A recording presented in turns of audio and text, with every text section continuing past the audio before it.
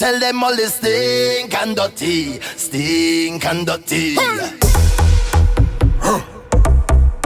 Viking, double M. I mean, I think the important thing about soca music is people have to understand how young soca music is. I would love to send up best wishes to the wife of Rashaw T.I. who passed away and was buried today, who was probably the matriarch of soca.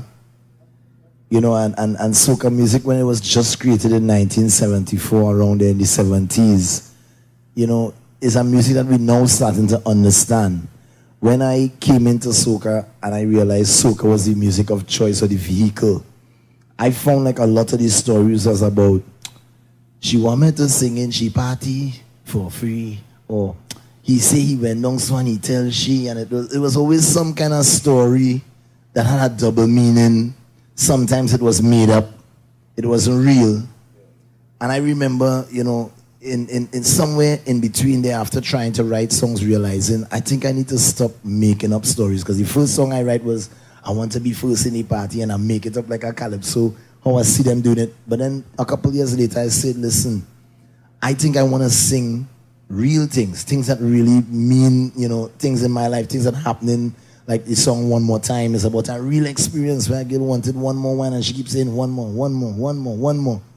You know, and starting to write about real things, started to make the music touch younger people. The real stories, almost like what you'll hear in rap and hip-hop. They will talk about the streets. But I think in terms of soca music being so young, now when you have artists like Bunji and Machel and even some of these younger artists that are coming up, they're more brave to talk about their real life and to talk about where they come from and to talk about their struggles.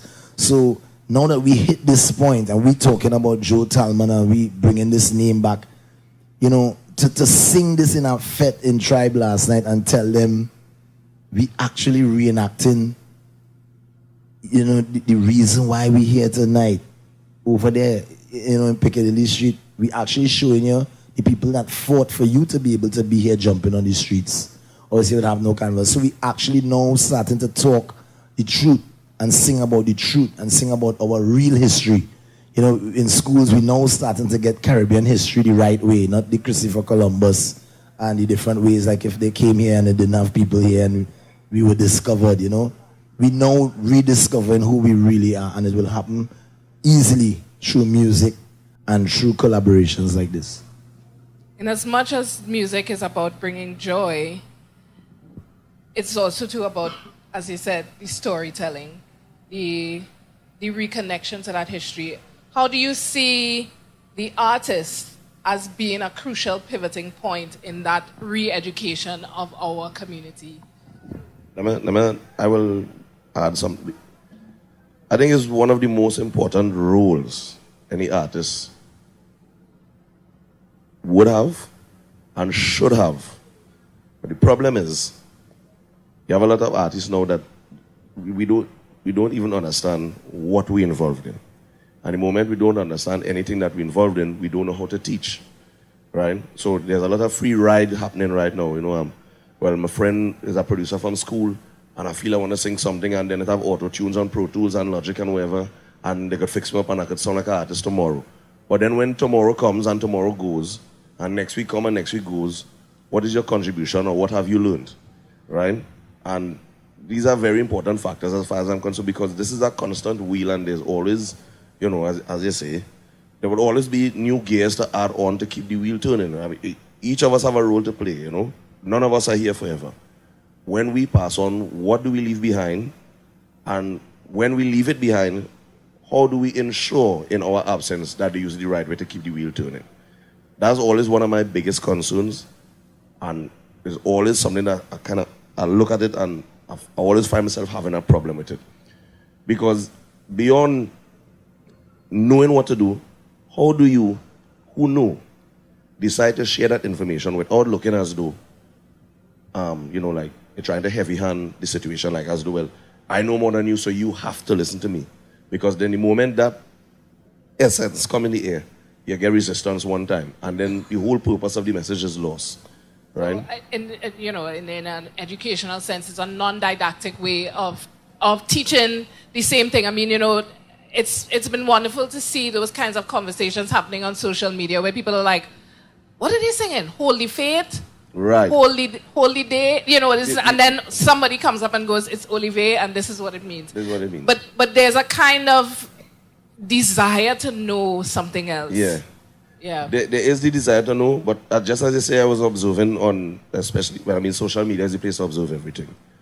The rate that I would expect for people to be able to share and exchange information, rather than pick apart, it was kind of disappointing for me, because out of every 300 or so, you might then find 2 or 3 with viable information to say, well, this is what this means.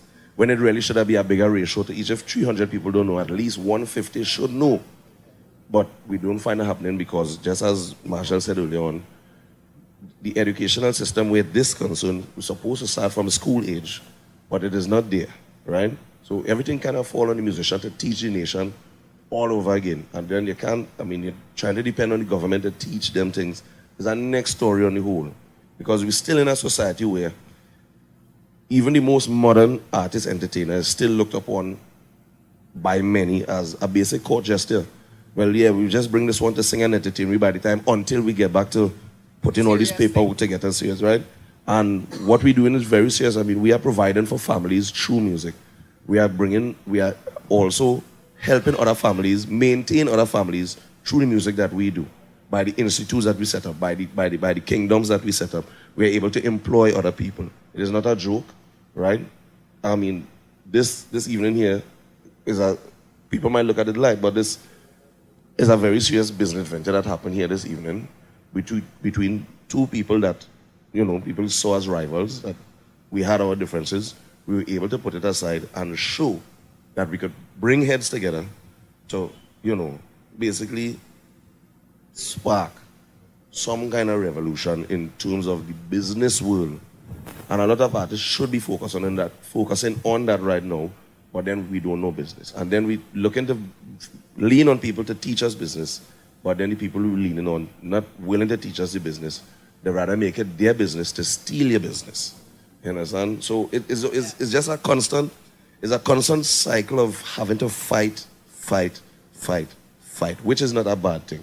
The thing about it is, if you know how to fight and you know what you're fighting and what you're fighting for, then you will achieve what you're supposed to achieve. And certainly we shouldn't be fighting against each other. Right.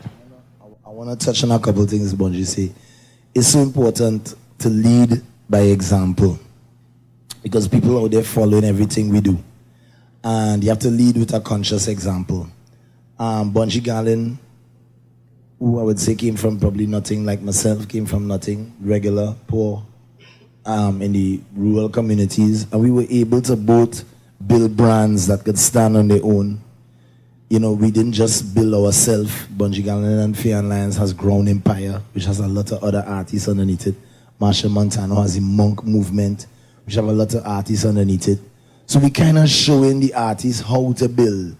But guess what? One of my philosophies is that the student is the teacher and the teacher is the student. I learn a lot from young people.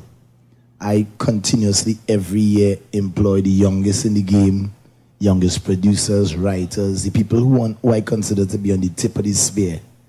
And I try to let them educate me in terms of where the spirit of the youth is. And then I try to step in and educate them as to, how to harness the power of the elder and the power of tradition. So with Monk is a movement of new knowledge. And the movement of new knowledge, we say, is a way that we want to learn like this. Tradition on one side, technology on one side, but the truth in the middle. Meaning that we have the past, we have the future, but we're dealing with the present, because the present is the only moment that exists. Tomorrow is not promised, yesterday gone. You only have now. And when we sit down here, I feel one of the most important things about the soca industry and the young people is the telling of the truth. Is the speaking the truth of where we are as a business community. How many of these young people really making soca music a business? How many of them really building companies with logos and with employees and with NIS and, pension plan? Who really coming now to sit down and teach us how to improve and how to build the industry we building? Well, a lot of the building of the industry, as Bunji say, will be what are we building it for? Are we building this industry just to play Carnival every year and have a time? No, we're really building this to share who we are with the world. And if we have to share who we are, we have to first know who we are. So we're trying to share the highest expression of who we are. And the highest expression of who we are some of these stories. I come here today just to show you how powerful this is. We sitting down and we watching this. But through this short journey of us working together, we have been learning things from each other. Like really important things. I mean, we come in and we learn in business and management and how you do this. Look, we come here today and Bunji and them have a whole Facebook Live studio set up over there. Something we don't even know about. And we learning that it could be like that. So we teach each other. Each one teach one. And these are the kind of things. If we're here to teach, let us teach the truth. And let us teach something of substance. Something that will help people further understand us and know our story.